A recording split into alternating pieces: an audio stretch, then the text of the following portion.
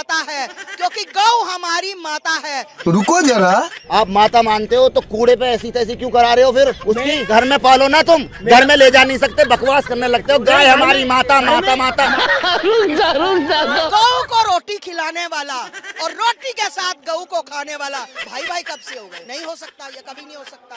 समझाओ। जो ऊपर वाले ने जिस जानवर को बनाया है, अगर उसको मैं अपनी माता मान लूं तो इसमें मेरी अच्छी बात है? नहीं। जब अगर मांस ही खाना है तो एक और पशु है उसका खा लीजिए। गाय का क्यों जरूरी है? गाय का ही क्यों जरूरी है? गाय पूजनीय है, आस्था का केंद्र है, जान दे देंगे मगर उसको नहीं देंगे। और अभी तो रुको, गौशालाओं में जाके देखो, अब भी सर्दी इतनी कीचड़ हो रही है, उसमें मर रही है गाय, वहां नहीं देखा जाता। और बीबी बिग एक्सपोर्ट क्यों करवा रहे भाई? ये बड़े बड़े 5 स्टार और 7 स्टार में जाओ, कौन कब भरोसा है?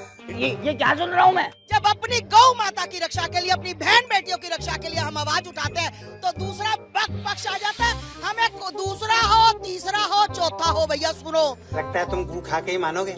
जिस भाषा में, जिस भी भाषा में कोई समझे समझा देंगे भैया। अब हमने यही काम करना, क्योंकि हमने बहुत प्रेम, भाईचारा, प्यार प्यार प्यार। अब वो प्यार वाला सीन हो गया खत्म।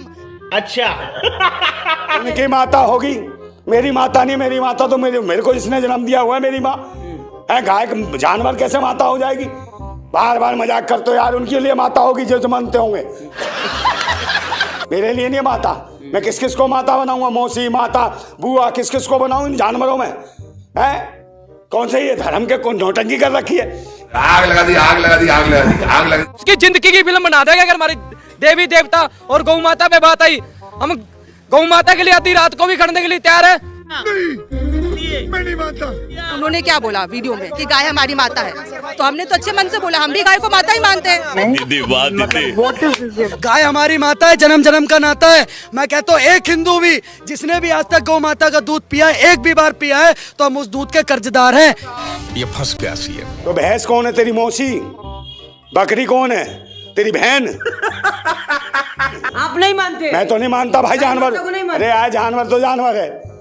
बात तो सही है। जो लोग ये कह रहे हैं कि गौ माता आज घूम रही है, इनसे ये पूछिए क्या 10 साल पहले गौ माता नहीं थी क्या? या गाय 10 साल पहले नहीं थी क्या? कहना क्या चाह रहे हैं भाई आप? लेकिन मोदी जी की सरकार आने के बाद हर विभाग के ऊपर कार्रवाई शुरू हो गई है। जो भ्रष्टाचार का आविष्कार किया है, वो कांग्रेस की सरकार ने भ्रष्टाचार का आविष्कार किया है। अरे झूठ बोल रहा है, ये झूठ बोल रहा है।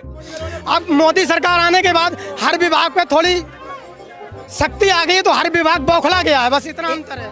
कैसी बातें कर रहा है लड़का ये गौ माता जो है, जो माता माता चिल्ला रहे हैं, माता के नाम पर बुलंदी कर रहे हैं, मार रहे हैं, तो उनको जब माँ बना रखे हो ना। एक सेकंड, घूमती है रोड पे। अब ये कह रहे हैं गाय नंगी घूम रही है। गाय नंगी नहीं घूमी और कपड़े पहनाओगे। तुम्हारे घर में भैंस है क्या? भैंस को कपड़े पहनाते हो क्या? भैंस को आप कपड़े पहनाते हो? कुत्ता घूम रहा है, उसे क्या आप कपड़े पहनाते हो? जो पशु का नाम होगा वही तो नाम लोगे आप। अच्छा हमको सिखा दिया है। 10 साल पहले जो फैक्ट्रियां लागू हुई हैं, वो कांग्रेस के राज में लागू हुई है ना। मोदी जी ने तो नहीं लागू की। फर्क इतना है कि मोदी जी ने उस पर कुछ नियम लागू कर दिए हैं। क्या कहने का मतलब, पहले कोई काम खुले में होता था, बिगल लगाम के होता था। अब हर किसी के मुंह में लगाम लगा दिए कि तरीके और सिस्टम से काम करो। कब हो गया ये? अगर गांव को माता मानते हैं, हम पूछते हैं। हाँ। हम दूसरे बिरादरी वालों का ये नहीं कह रहे तुम पूछो। हाँ, लेकिन बिल्कुल ये आप जो शब्द उठा रहे हो, गौ अगर माता है तो सांड क्या है? गाय को माता मान लेंगे तो बाप कहाँ से लाएंगे? सांड को बाप बोलो। मुसलमान बहुत शांति से काम करता है, पढ़े लिखा मुसलमान है, कोई अनपढ़ गवार नहीं है। पढ़े लिखे तो भारत माता की जो बोलते हैं सर। भारत माता की क्यों जे बोल देंगे? उससे दिक्कत क्या है? मैं दिक्कत पूछ रहा हूँ। दिक्कत कुछ नहीं है, बस हम नहीं बोलना चाहते भारत माता।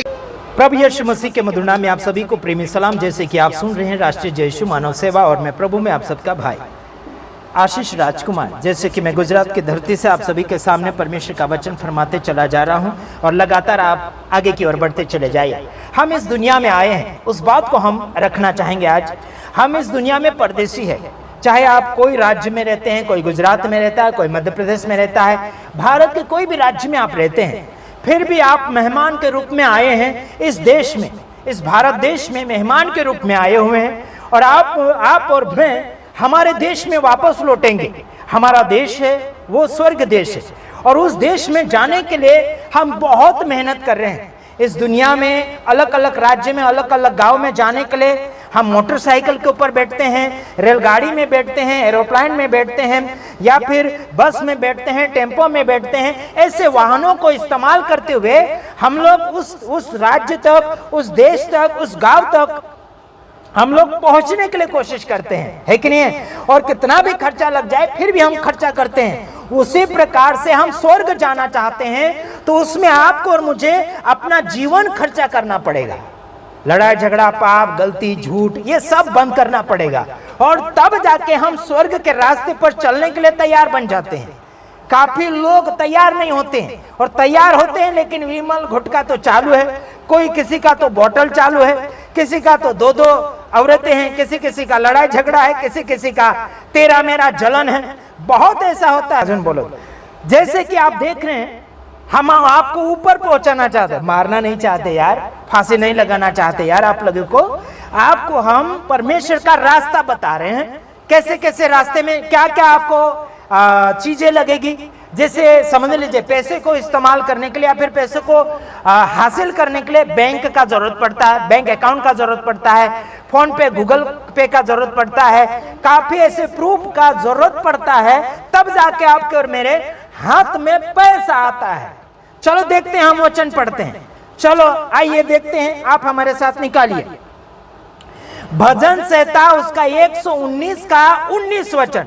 उसमें लिखा है, दाऊद राजा कहता है, मैं तो पृथ्वी पर परदेसी हूं। आगे आप पढ़ लेना है। यहां ये दाऊद राजा बोलता है कि मैं तो पृथ्वी के ऊपर परदेसी हूं, यानी परदेसी का मतलब है मेहमान आया है, मेहमान के रूप में यहां पर आया है और यहां पर रहता है। हम भी मेहमान हैं आज इस गुजरात की धरती पर। अभी समझो हमारा 30, 32, 34 साल तो निकल गए, कुछ ही साल हम जिएंगे, इस देश को छोड़कर चले जाएंगे, फिर बच्चे रहेंगे, उनके बच्चे रहेंगे, ऐसा करके हम निकलते चले जाते हैं इस देश को छोड़ते हुए। इस देश को छोड़ते हुए हम चले जाते वापस, है ना यारों? चलो अगला वचन पढ़कर मैं समाप्ति की ओर जा रहा हूं। चलो देखते हैं क्या ही धन्य है वे जो उसकी चितौनियों को मानते हैं और पूर्ण मन से उसके पास आते हैं। भजन संहिता 119 का 2 वचन। उसके चितौनियों को, उसके नियम को, उसकी धमकी को, उसके वचन को जो मानता है वो व्यक्ति धन्य है। हालेलुया। और उसके नियम के ऊपर चला जाता है वो, और पूर्ण मन से उसके पास आते हैं। पूरे मन से उसके पास आना है, पूरे मन से उसको मानना है, तब जाके आगे बढ़ेंगे। प्रभु आप सबको सलामत रखें। आमीन।